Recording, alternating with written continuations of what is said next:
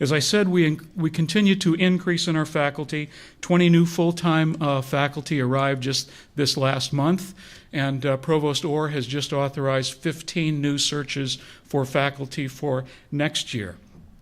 Some of these are replacement for people who are retiring or moving to other opportunities, but a substantial percentage of this is continuing investments in the growth of the faculty, matching the growth of the student body, so we can hold the student-faculty ratio constant as we build the academic strength of the institution. This freshman class I just mentioned is another wonderful group of young people. It's such fun to brag about them. Let me do it just briefly. They come to us with an average high school grade point average of 3.8. Over 1/3 of these kids had perfect 4.0 averages in high school. 31%, this is a high water mark, 31% of them are females. We continue to make the good progress in increasing the percentage of women in our student body, and 15% are domestic students of color. So the diversity of this student body in terms of ethnic and color and international representation, geographic spread, and gender is a very important quality for us, and we continue to make great progress on that front. We continue to open new project centers. The most recent one will open in Santa Fe, New Mexico, a project center focused very much on the environment, as you would imagine. We have expanded our offerings in Australia, running that project center for 2 terms this year rather than 1.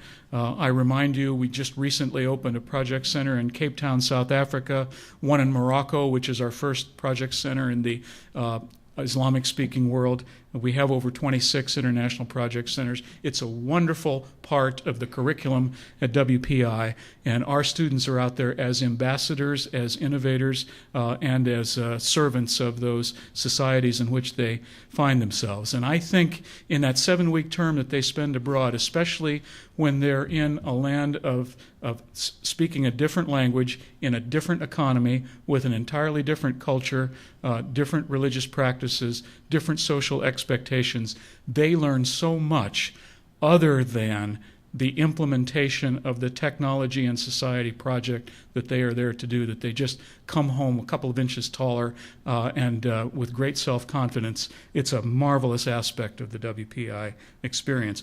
The Great Problems Seminar continues to grow. That's the new program by which we introduce our entering freshmen to the big challenges in the world. Power the world, heal the world, build the world. The big issues facing the globe are issues that are now confronting our students immediately as they arrive, so they can understand they have the potential to make significant contributions in important ways in their lives. And let's get started on thinking about that right now. Not just taking notes in the back of a calculus lecture, and I loved giving those calculus lectures all those years, but there is a better way to engage entering students with the terrific opportunities at WPI. There is a strong emphasis across the curriculum on innovation and on entrepreneurship. We think all of these young people, as well as mastering a core area of academic background, should understand how the world of commerce and the opportunities on the entrepreneurial side of business and the general qualities of innovation that they will bring in their lives to their workplaces, to their communities, to their families, to their churches, to all of those institutions that they serve are so important, and the faculty is doing a marvelous job on that.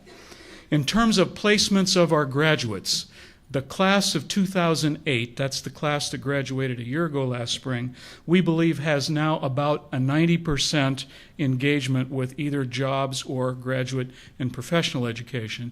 The class that just graduated this past spring, the class of 2009, it's early yet to be having information about them because the questionnaires have just gone out. We don't know a lot yet. We do believe about 30% of them are known already to be employed. We know that another 20 to 25% are in graduate or professional programs.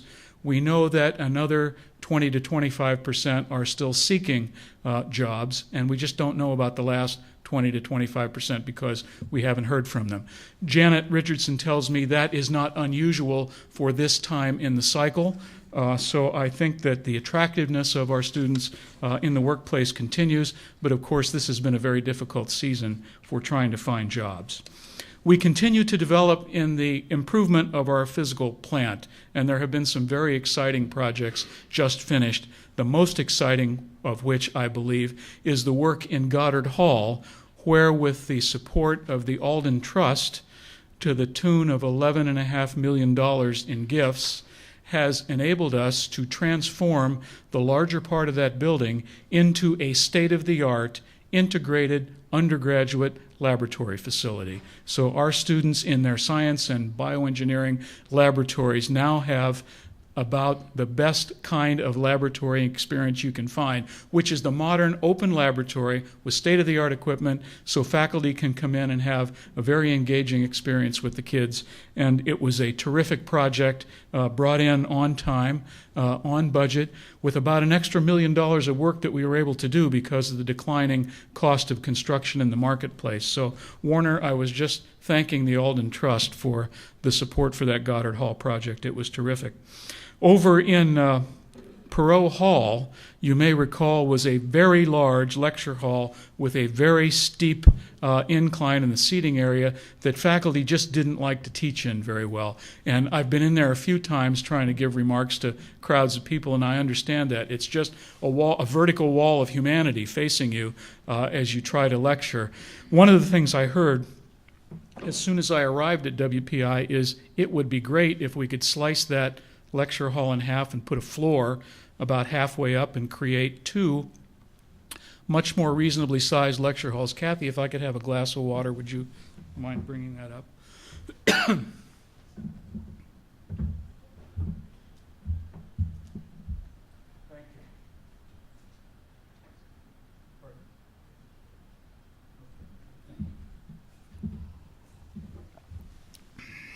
Get that out of the way. Quickly then, that project is underway. I guess it's the upper half is in service this fall, being very well received. It's a great addition to the facility. Over in Goddard Library, the first floor of the library has been almost entirely renovated to provide a learning commons that is much more about using electronic support. Students are enjoying that very much. I think if you go in there, you'll be very pleased with what you see. And in the basement level, we have also developed a new set of facilities for the special collections. So a nice investment in the library.